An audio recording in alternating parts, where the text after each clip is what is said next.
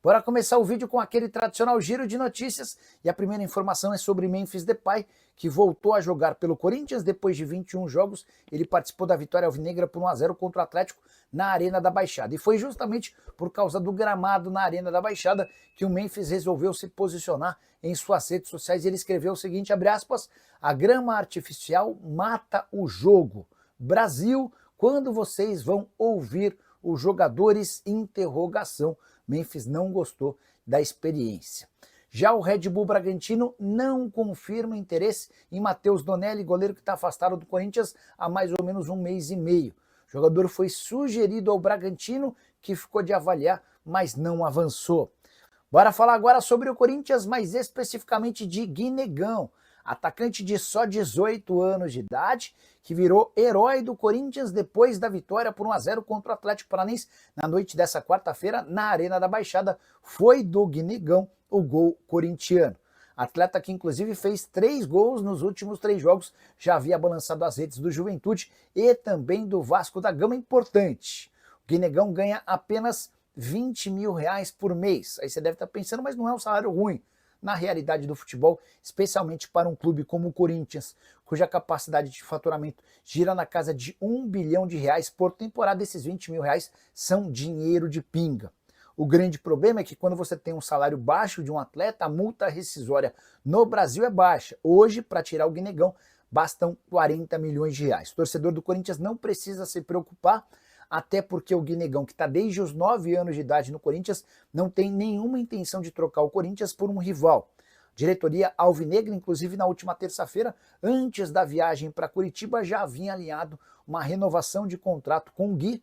O vínculo atual, que se encerra em dezembro de 27, vai passar a ter 5 anos de duração e vai permitir ao Guinegão um belo reajuste salarial que vai aumentar consideravelmente sua multa rescisória. E a preocupação em relação a esse novo contrato se justifica, até porque 2 times da Inglaterra já haviam sondado a situação do atleta, de enorme potencial, e que tem se mostrado alguém com personalidade. Uma das grandes dúvidas em relação a atletas formados na base é se caras que se destacam nas fileiras inferiores vão ter coragem e personalidade para jogar no time de cima, e o Guinegão tem deixado isso bem claro.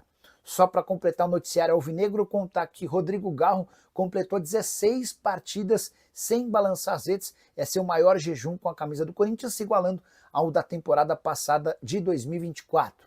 Já Memphis Depay, que voltou a jogar após 21 dias, entrou na reta final da partida e vai ser preparado agora para enfrentar o Palmeiras no domingo e também na partida de volta em 11 de setembro contra o Furacão. A nota triste do Corinthians nessa quarta-feira foi a lesão de Mateuzinho. Ele sentiu uma lesão muscular e deve desfalcar o Corinthians possivelmente no clássico de domingo contra o Palmeiras e também na partida de volta contra o Atlético Paranaense. O Corinthians não tem um reserva no restante do jogo contra o Furacão. A experiência se deu com o Félix Torres, que não deu conta do recado. Só para fechar de vez, registrar uma curiosidade: o Corinthians tem 5 jogos na Copa do Brasil dessa temporada. Sabe quantas vitórias? 5. 100% de aproveitamento, com 6 gols marcados e nenhum gol sofrido. Curtiu o vídeo? Não esquece de deixar like, de se inscrever no canal. Bora falar agora sobre o Corinthians e a primeira providência do novo presidente alvinegro nessa segunda-feira. Osmar Stabile foi reeleito. Foi eleito, para ser mais preciso, né? E ele vai cumprir o mandato tampão, que seria de Augusto Melo, ou seja, fica na cadeira do 5º andar, lá no Parque São Jorge, até dezembro do ano que vem. Votação expressiva, cerca de 75% dos votos. O Stabile já estava há mais ou menos 2 meses como um presidente interino, enquanto o Augusto Melo aguardava pelo processo de impeachment. O Stabile deixou bem claro que sua primeira providência como presidente do Corinthians vai ser a mudança dos name rights do estádio. Dá uma olhada na frase do presidente. Tem 3 empresas interessadas e acredito que deva chegar mais uma. Estamos trabalhando para trazer um valor muito maior do que o atual. Esse valor atual é baixo. R$15 milhões, num acordo de 300 milhões por 20 anos. O Stabile completa: foi bom lá atrás, mas passou. Não quero deixar promessas, mas deve acontecer. Se tiver mais outras empresas, acontecerá com um envelope fechado. É uma forma de dar tranquilidade para quem participa do processo. Quem der mais, leva, desde que atenda os requisitos do Corinthians. A ideia do Corinthians é, a partir de setembro, criar essa concorrência. Por que setembro? Porque até agosto a multa rescisória, a multa para quebra do contrato com a Impera Pharma, é de 180 milhões de reais. A partir de setembro, essa multa cai para 70 milhões. Os interessados já sabem da necessidade desse pagamento e se comprometeram a fazer a quitação para assumirem os name rights do estádio alvinegro. Se o Timão hoje fatura 15 milhões de reais por ano com os name rights, a expectativa é de que esse valor pelo menos ultrapasse 30 milhões de reais por temporada. Há quem garanta dentro do Corinthians que é possível chegar a até 50 milhões de reais pelos name rights. O que você pensa do tema? Já usa o espaço para comentários, só não esquece de deixar like, de se inscrever no canal. O Jean Souza, boa noite, Nicola. Não é o Corinthians que vai pagar 2 milhões de euros de luvas para o Depay, são os patrocinadores. Vamos lá. Vence agora na segunda semana de setembro um pagamento de luvas de 2 milhões de euros. E o Corinthians tem alegado que esse pagamento é responsabilidade da Esportes da Sorte. Beleza. Essa é uma informação que vem do Corinthians. Mas é importante contar que venceu no dia 20 agora 11 milhões de reais de bônus. O presidente Osmar Stabile procurou os representantes do Memphis, também consultou o Memphis para dizer que faria isso, e o Corinthians alega que o Memphis já sabe dessa situação, da dificuldade em relação à parte financeira e a promessa de que o Corinthians vai pagar futuramente. No que já é certo é que com o atraso, o Memphis notifica o Corinthians e há um acréscimo de 10% em cima do valor. Então, se eram 11 milhões de reais, passam a ser 11 milhões, 11 mais 1, 12 milhões e 100 mil reais, tá? Assim como já havia acontecido em relação ao prêmio do Campeonato Paulista, o Memphis tinha direito a 4 milhões e 700 mil livres de impostos, o Corinthians não pagou, atrasou e os 4 milhões e 700 se transformaram em 5 milhões e 200 mil reais e estão sendo pagos ainda, tá bom? O Danilo Soares, boa noite, Nicola, com a eliminação do Fenerbahçe na Champions. Talisca não adiantaria sua volta ao Brasil? O Corinthians deveria consultá-lo. Ele ganha um caminhão de dinheiro acima de 3 milhões e meio de reais por mês lá. E tá jurando que vai cumprir o contrato até o fim, tá? O Anderson Alves pergunta se o Corinthians ainda pode sofrer algum transfer ban novo. Sim. Existem 2 problemas ainda pendentes e que podem a qualquer momento estourar. Uma dívida de 40 milhões de reais com o Matias Rojas, aquele meio atacante paraguaio que deixou o clube. O Corinthians não pagou o que tinha combinado com ele e o pior, o Augusto tinha feito uma promessa de que não atrasaria mais nada. Se atrasasse, o Corinthians pagava o contrato até o fim. O Matias Rojas falou, não, tá bom, não tem problema. Eu assino aqui. Eles assinaram. No mês seguinte, o Augusto não pagou e o Matias Rojas levou esse documento assinado pelo Augusto para a FIFA e está cobrando esses 40 milhões de reais. Inclusive, já houve o julgamento na Corte Arbitral do Esporte. Agora só estão aguardando a confirmação do resultado. Outra pendência que está prestes a estourar também contra o Corinthians, uma cobrança do Tajeres, da Argentina, em relação ao Rodrigo Garro. A operação restam ainda 23 milhões de reais, com os juros essa grana vai passar para 27, 28 milhões de reais, tá bom? Nicola tem informações sobre o caso do Garro e do Rojas, preocupado demais com o Timão. Maurício, é uma coisa importante, o julgamento, só para vocês entenderem, o Corinthians ou qualquer clube brasileiro deve ir para um time do exterior, esse time vai à FIFA. E a FIFA, depois de um ano e meio, ela julga o caso e dá a posição dela. O Corinthians foi condenado ao pagamento de 40 milhões de reais para o Matias Rojas, foi condenado ao pagamento de 23 milhões de reais ao Tajeres pelo Garro, assim como havia condenado o Corinthians ao pagamento de mais ou menos 33 milhões de reais ao Santos Laguna pelo Félix Torres. O que o Corinthians faz? Para ganhar tempo, ele recorre à Corte Arbitral do Esporte, que funciona como uma espécie de segunda instância, tá? Esse julgamento demora mais um ano e pouco. E aí, o grande problema é que, em geral, as decisões de primeira instância são confirmadas na segunda instância, e aí acresce-se um juros de 5% em cima do valor total. E por isso que a dívida do Corinthians com o Santos Laguna, que era de 33 milhões de reais, ela foi para 41 milhões, tá? Mas faz parte do processo. Você estava perguntando sobre a situação do Garro e do Matias, né? É importante contar que a Corte Arbitral do Esporte, coisa de 2 semanas atrás, definiu pelo transfer ban do Corinthians.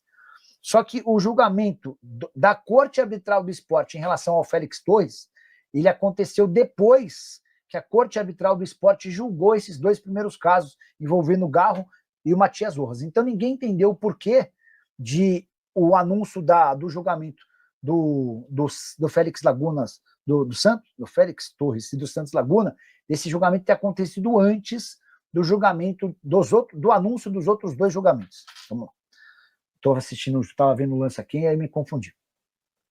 Os 3 julgamentos já aconteceram na Corte Arbitral do Esporte, do Félix Torres, no Santos Laguna, do Garro com o Tajeres e do Matias Rojas. Os 2, do Matias Rojas e do Garro, aconteceram antes, esse julgamento na Corte Arbitral do Esporte, antes do Félix Torres. Só que ninguém sabe o porquê desse julgamento, que foi o último a acontecer na Corte Arbitral do Esporte, já ter o resultado anunciado, esses 2 ainda não. E isso só aumenta o risco de o Corinthians a qualquer momento tomar novos transfer ban ou até um aumento da punição, tá bom? Felipe Gonzalez, quando vai terminar o ban do Corinthians? Felipe, é assim, ó, a punição imposta pela FIFA é de 3 janelas de transferência, tá? Ou até que o Corinthians consiga se acertar com o Santos Laguna em relação à dívida de 41 milhões de reais. O Corinthians fez uma primeira proposta de pagamento de 30% da grana à vista, não aceitaram. 50% da grana à vista, não aceitaram. 70% da grana à vista também não aceitaram. E está no direito do Santos Laguna. O Santos Laguna, na teoria, pode exigir o pagamento de 100% dessa dívida de 41 milhões de reais à vista. Se essa grana não vier, o transfer ban prossegue e continua, tá bom? Bora fechar o vídeo com a principal informação do Corinthians dessa quarta-feira. O Timão pode não conseguir realizar ou se livrar do transfer ban até a próxima terça-feira. Por que eu cito a terça-feira?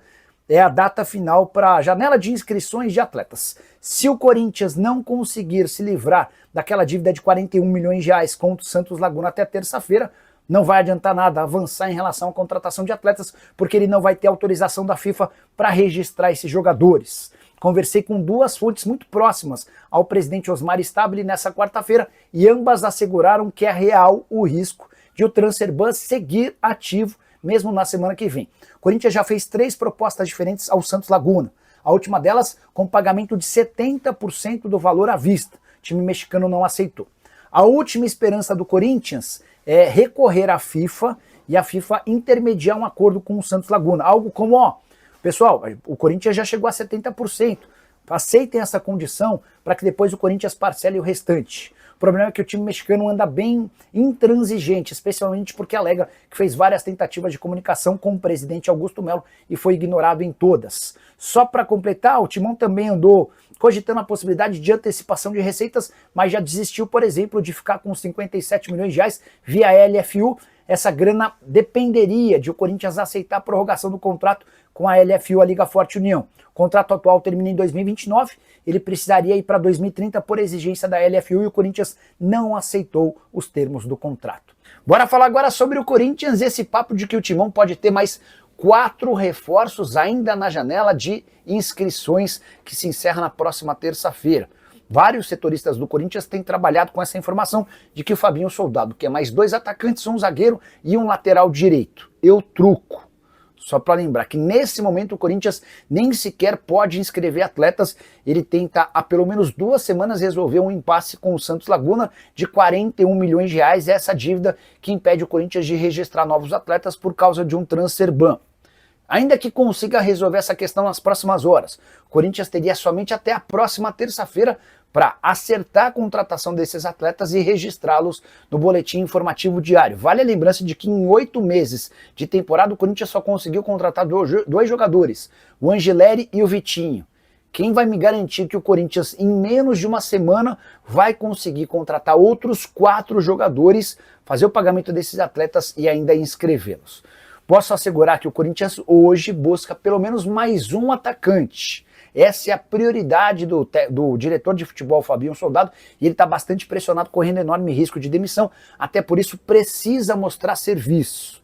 Mas imaginar que 4 atletas possam chegar até a próxima terça-feira me parece bastante ousado. Caio César, que era um antigo alvo do Corinthians, não vai ficar no Al Hilal. Tem notícia importante, o Cruzeiro desistiu da contratação desse atleta, ou seja, o Corinthians tem caminho livre para fechar com um jogador que tem bastante qualidade, 21 anos de idade, seria certamente um candidato à condição de titular. Em relação a Vitor Sá, o Krasnodar segue irredutível sobre a pedida de 5 milhões de euros, o que torna o negócio bastante difícil. Zagueiro e lateral direito, o Corinthians pensou em várias possibilidades, mas não conseguiu encontrar jogadores baratos. Fala pessoal, estamos aí com atualizações importantes do Corinthians. Se inscreva e ative o sininho para receber mais atualizações do Timão. Deixe seu like, que é muito importante para o crescimento do canal. Utilize o espaço aqui embaixo para registrar sua opinião. Ficamos por aqui com mais esse giro de notícias. Um abraço e até o próximo vídeo.